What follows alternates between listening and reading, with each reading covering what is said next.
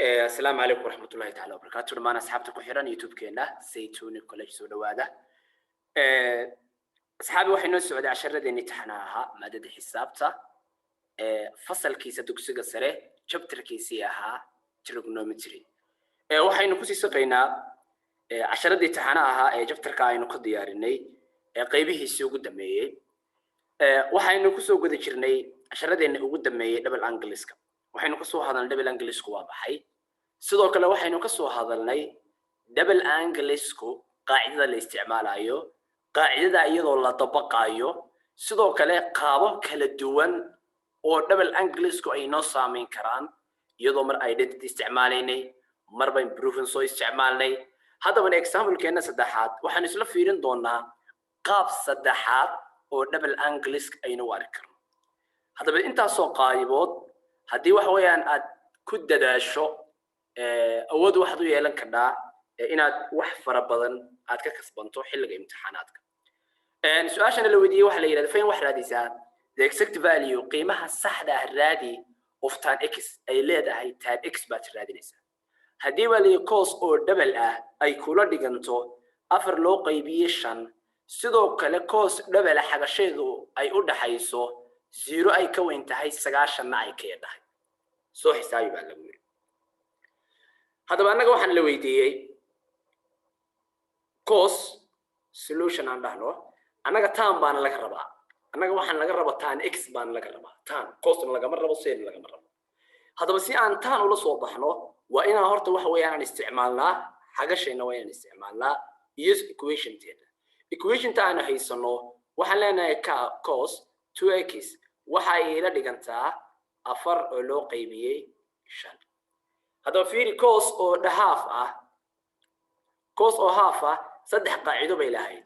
qaacidada koowaad ay lahayd waxay ahayd cos oo square garaysan oo laga jaray sin oo square garaysan.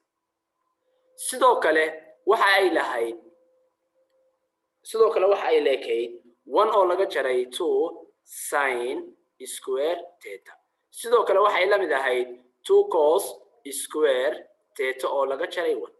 haddaba saddexda equation baan isticmaalaynaa marka. saddexda equation ba aynu isla fiirino. haddaba cos 2x cos sin x maadaama tan ay laba variable ay leedahay asxaabi cos iyo sin tan ma isticmaali karo marka.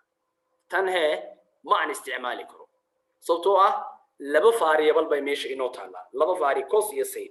marka taas ma isticmaali karno. tan iyo tan labadaasi waxa weeyaan waynu isticmaali karnaa marka. kadibna waxaan ku bedelanaynaa position-keena cos 2x bartan koowaad aan isticmaalno oo waxaan leenahay cos 2x waxay la dhigantaa 1 2 sin oo square garaysan theta oo loo qaybiyay 4 oo 5 intaas ay dhigtay. kadibna waxaan isticmaali doonaa cross multiplication. dhinac kasta waxa ku soo dhacaya su'aasha tan oo 5 baa ku dhacaysa. macnaheedu waa 5 oo lagu dhuftay 1 2 sin square theta waxa ay la dhigantaa 4. kadibna aynu ku furfurno 5 oo laga jaray 10 sin square garaysan theta waxa ay la dhigantaa 4. waxay la dhigantaa 4 bay la dhigantaa. kadibna waxaan isticmaalayaa iga wareeji 5tan. halkaas waxa ay soo haraya 10 sin theta square garaysan waxa ay la dhigantaa 4 oo laga jaray 5. macnaheedu waa maxay? haddii labada la kala jarana waa maxay? waa minus 1. halkaana waxa ay soo haraya minus 1. kadibna labadaasi minus way isla baxayaan. halkaas marka waxa iga soo haraysa dhinac kastana waxa u qaybisaa 10, dhinac kastana waxa u qaybisaa 10. macnaheedu waxa weeyaan sin oo square garaysan theta waxa ay la dhigantaa 1 oo loo qaybiyay 10. 1 oo loo qaybiyay 10. tan meesha aynu ku qorano equation teena cos oo double ah waxay la dhigantaa 1 oo laga jaray 2 sin square theta marna waxay la dhigantaa 2 cos square garaysan theta oo laga jaray 1. aynu sii wadno marka. annaga waxaan laga rabaa inaynu garan karnaa. okay haddaba halkaas waxaan haystaa sin square baan haystaa. waa inaan sin kula soo baxaa. marka waxaan leeyahay sin oo square garaysan waxay ila dhigantaa hal oo loo qaybiyay 10 dhinac kasta marka waxaan gelinayaa root baan gelinayaa dhinacana root baan gelinayaa halkaas marka waxa iga soo baxaya sin kaliya iga soo baxaysa sin theta waxay ila dhigantaa hal oo loo qaybiyay 10 oo root ku wada jira haddaba halkaasi maadaama labadoodu root ay ku wada jidho waxaynu xasuusanaynaa xeerkeeni ahaa a oo loo qaybiyay b oo ku wada jidha root waxa ay ila dhigantaa a oo root ku jidha loo qaybiyay b oo root ku jidha macnaheedu labada waynu kala qaadaynaa macnaheedu waxa weeyaan sin theta waxay ila dhigantaa root 1 oo loo qaybiyay root 10 waxay ila sii dhigantaa marka sin theta intaasi waxay ila sii dhigantaa 1 root-ku uu ka baxaa laakiinse 10 kama baxo halka markaynu marayno waxaynu xasuusanaynaa xeerkeeni ahaa waa inaynu irrational ka dhignaa hooseeyaha waa inaysan root weynayna ugu tagin sidee baan uga saaraynaa dhinac kastana waxaynu ku dhufanaynaa root 10 aynu ku dhufanaynaa macnaheedu waxa weeye halkaasi sin theta hooseeyaha weligaa uga tagin root-yada ku jira maadaama labada aan isku dhufto halkaasi 1 hadii inta lagu dhufto waa root 10 oo loo qaybiyay halkana labada hadii la isku dhufto meesha ka imanayso ila soco waxa weeyaa root 10 oo lagu dhuftay root 10 macnaheedu waa maxay root-ka iyo root-ka waa isla baxayaan halkaasi waxa iga soo haraysa 10 macnaheedu waxa weey intaas oo dhan marka hadii aynu isku tirtirno waxaan leenahay markaynu xisaabinay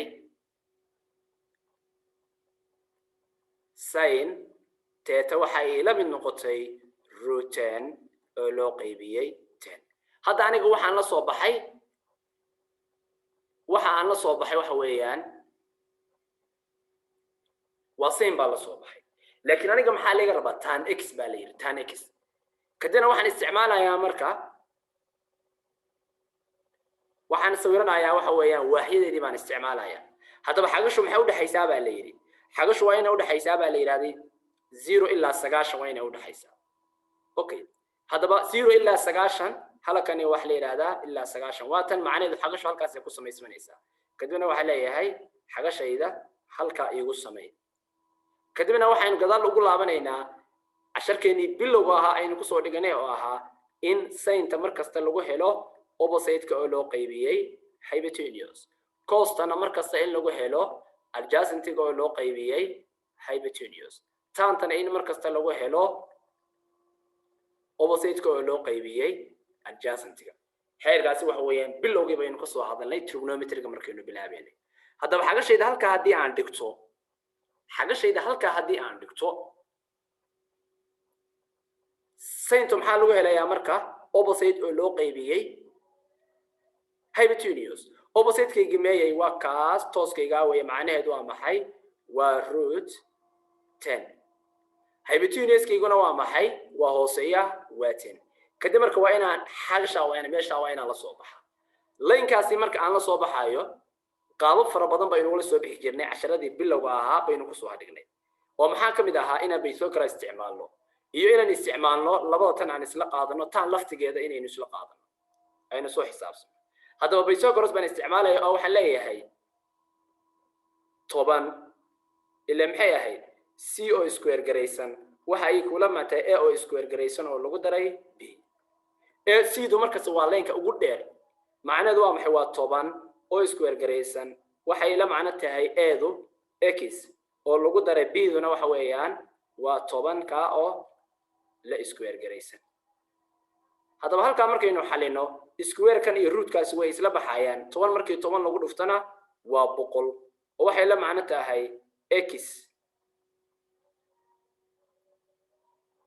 oo lagu daray kan markaan square waa 10 root-ka iyo waxa isla baxaytaa markii aan soo wareejiyo x waxay la macno tahay waliba x oo square garaysan x oo square garaysan 9 haddaba halkaas waxaan haystaa marka 9 baynu haysanaa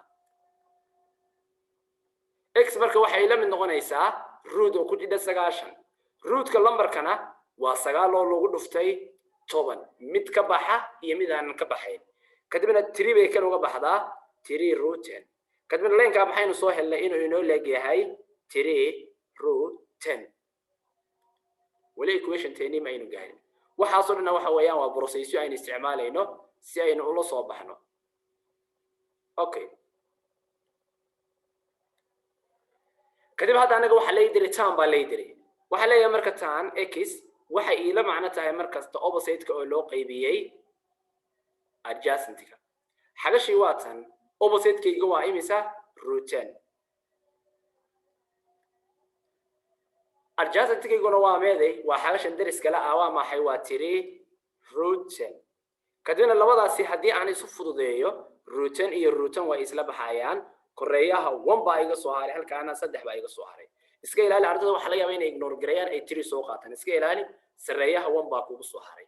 macnaheedu waxa leenahay tan x waxa ay la macno tahay hal oo loo qaybiyay 3. inta process aynu marnay oo dhanna wax kale uma aynu marin si aan ula soo bixi lahayn qaabkaas. haddaba taasi waa kuma systemkee weeyaan waa anagoo isticmaalnay xeerkaas. haddaba sidoo kale haddii aynu isticmaalno cos oo 2 cos square minus 1 way inoo soo baxaysaa. labada qaaba way inoo soo baxaysaa.